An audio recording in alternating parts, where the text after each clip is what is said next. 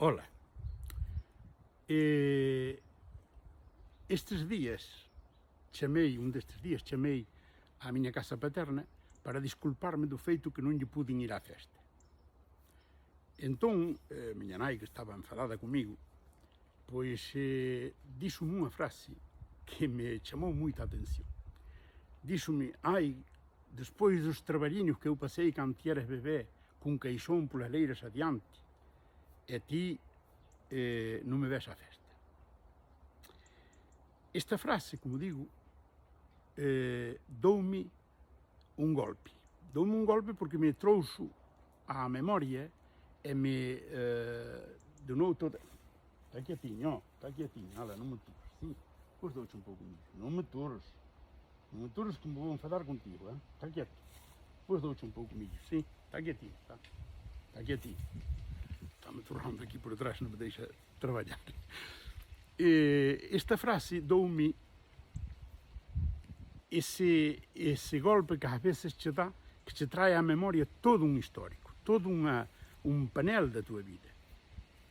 Entón, efectivamente, cando eu nacín, según me referiron os testemunhos da xente adulta desa época, que eu nacín nunha familia donde miña nai era sola con súa nai, ela máis miña avoa, e tiñan que traballar, tiñan que levar a súa pequena explotación, gañar o seu pan, e que eu levábame pa leire, cando iban a apañar nas patacas ou colher no millo ou sachari, levábame pa leire, nun queixón ou nun cesto, e ali me puñíame ali nun arro, e eu ali estaba. Entón, evidentemente que eu choraba, eu, como a todos os nenos, pois tiña medo, ou atopábame solo, ou tiña necesidade de algo, ou estaba simplemente lusado, pero claro, non podían estar cos meus caprichos, porque ás veces as necesidades fundamentales dun bebé son caprichos, según como ti teñas a túa situación. Entón, aparentemente, miña nai, máis miña avoa, pois tiñame ali no arro, cuidaronme, deronme de comer, non é dicir que me faltara nada, pero non había aquela atención que ten hoxe un neno, un bebé. Vos podedes imaginar como era a miña vida, porque ás veces poñíame a sombra, pero o sol, a terra, tudo gira, e o sol, pois, cambia e a sombra non me dá máis. E ali estaba, hasta que se daban conta. Breve, pasei aqueles traballos eu soliño, e tuve que, digamos, defenderme dos evenimentos eu solo. Podía chorar, podía reclamar, podía fazer o que quixera, mas non había quen me acudira. Entón,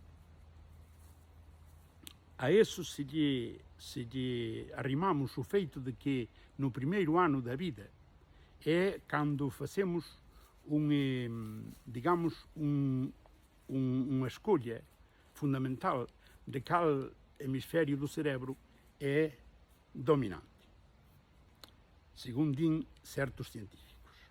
Entón, aparentemente, o meu, non sei se foi influenciado por esa situación ou por outra cousa, o meu hemisferio esquerdo desenrolouse ou tomou a ventaxa sobre o hemisferio dereito. E, según parece, o hemisferio dereito ten tendencia a dedicarse ás artes, ser hábil para as artes.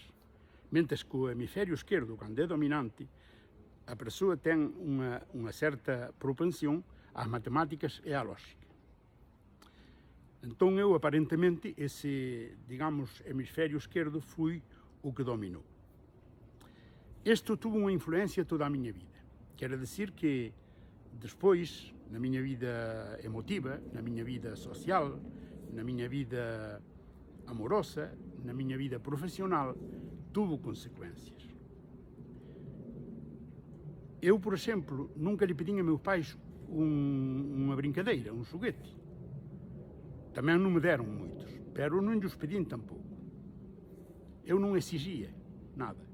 Sempre me habituei ao que tiña. E fixen o mellor que podía co que tiña. E cando algo non me conviña, eu tentaba de arreglalo eu solo. Non pedía axuda. Nunca pedín axuda a un compañeiro para facer os deberes na escola. Nunca pedín axuda de ningún tipo. sempre tentei fazer as coisas eu mesmo. Isso, evidentemente, teve consequências, sobretudo na minha vida profissional, porque eu cheguei à Suíça e quando fui a trabalhar como secretário sindical,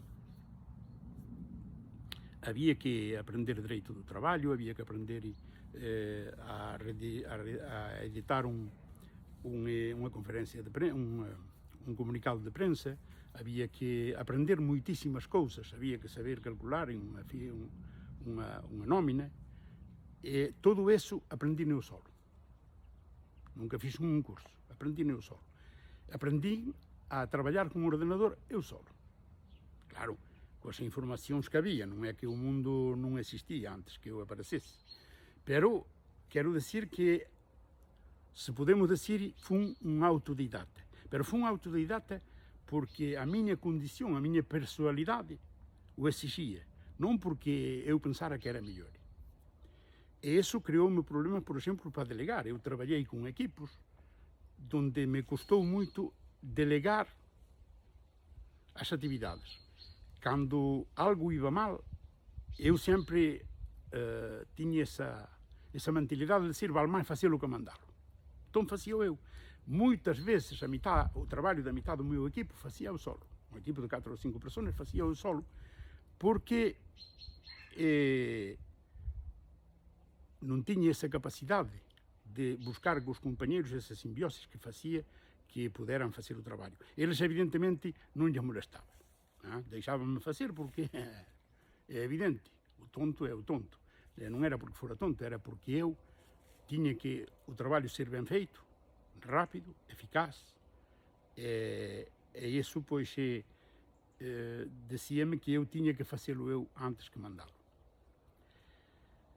Por isso eu hoje, se posso dar conselhos a alguém, quando tenhades um bebê, não fagades como me passou a mim, que não lhe passe como passou a mim. Há que deixar, isso sim, os nenos, quando choram, quando têm caprichos, quando fazem escândalo, pois há que acolhê-los nos braços, e acarinhá-los, e deixá-los que se calmem solos. Se não têm nenhuma enfermidade, nem têm nenhum problema, nem lhe dói nada, que choram porque os nenos choram quando necessitam também carinho, há que dar-lhe um pouco de carinho, pero não podri-los. Pero tampouco deixá-los dar-lhe todo o carinho. Ai que o neno chora, ai que estar pendentes do neno, ai que o neno, se o neno não lhe passa nada, está de que tenhas aí, é que quer subir a um sítio, como não é capaz, quer que o pai o venha a punir em riba, a tendência dos pais é muitas vezes ajudar-lhe ao neno. Não, há que deixá-lo que ele resolva os seus próprios problemas. Não tanto como passou a mim, pero com uma certa moderação. Porque se efetivamente na época do primeiro ano de assistência, seguido digamos, dos 7 ou 8 anos, onde o rapaz constitui a sua personalidade, há que apoiá-lo, há que acompanhá-lo, pero não fazer as coisas no seu lugar. Eu lembro-me que quando eu fui uma vez a um tribunal a defender um trabalhador, e o juiz viu que eu tinha um acento e o advogado da outra parte também, miravam-se e riam-se, porque eu notei que havia um certo desprezo, porque eu tinha um acento, nunca aprendi bem o francês, porque aprendi eu solo, então nunca tive um francês esquisito, sempre tive um francês um pouco, digamos, agalegado. E vinha essa mirada cómplice entre o advogado da parte patronal e o juiz, de desprezo hacia mim, ou seja, como dizendo, pobrinho, vamos-lo deixar, há que deixá-lo, não há que fazer-lhe muito caso. O problema é que eu tinha muito poucas probabilidades de ganhar, porque não tinha muita razão, e depois o juiz teve que me dar a razão. Ganhei eu. Esse advogado sempre foi meu amigo. E um dia, faz pouco tempo, quando eu ia colher o retiro, que vindo na rua, estivemos tomando um vaso, e acordo-me que me disse ele, em francês é confrère, disse-me, cher confrère. Eu disse-lhe, eu não sou um advogado, não me chamas confrère. Tu és um advogado, doutor em direito, pero eu não. E dixo-me ele, quen lle dera a moitos dos meus colegas, cos medios que ti tuveches, porque depois ele enterouse da miña vida, enterouse de quen era eu. E dixo ele, cos medios que tu tuvestes, quen lle dera a moitos dos meus colegas abogados ter a capacidade que tes ti para poder resolver os problemas sin importarche o que os outros xusguen de ti. Esa é unha calidade que non ten moitos dos verdadeiros confreres, dos que hoxe defenden grandes pleitos. Se houberas tido as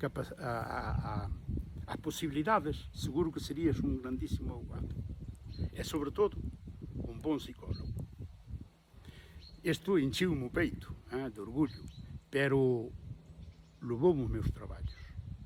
Isso non foi gratuito, foi o fruto de moitísimo sofrimento. Gracias que no meu camiño atopei xente que me axudou, xente que me acompañou e que, digamos, complementou esas carencias que eu tiña. Eu, por exemplo, nunca escolhi unha roupa. Eu, para min, eu sería por uniforme. Meter unha cousa pola mañán que estea limpa, unha bata ou calquera cousa e ir por o mundo. Non comprendo, porque fai falta unha corbata, un traxe, cousas así. E tiña tendencia a vestirme mal. Entón, tiña que ter alguén na familia que me dixera, home, non vais así ao traballo, que escapa a xente de ti, meu fillo, por exemplo. Así que, digamos que na vida o que é importante realmente é, desde moi novo, desde o nacimento, é o equilibrio nos sentimentos. Esa inteligencia emocional que todos temos tendencia a buscar, tamén se adquire, pero adquire-se cando na vida te facilitan un camiño, te abren un camiño, te acompañan, pero te deixan facer. Xa me diredes, se queredes, nos comentarios o que pensades desta miña retórica. Esperando a fin do verán, boa continuación.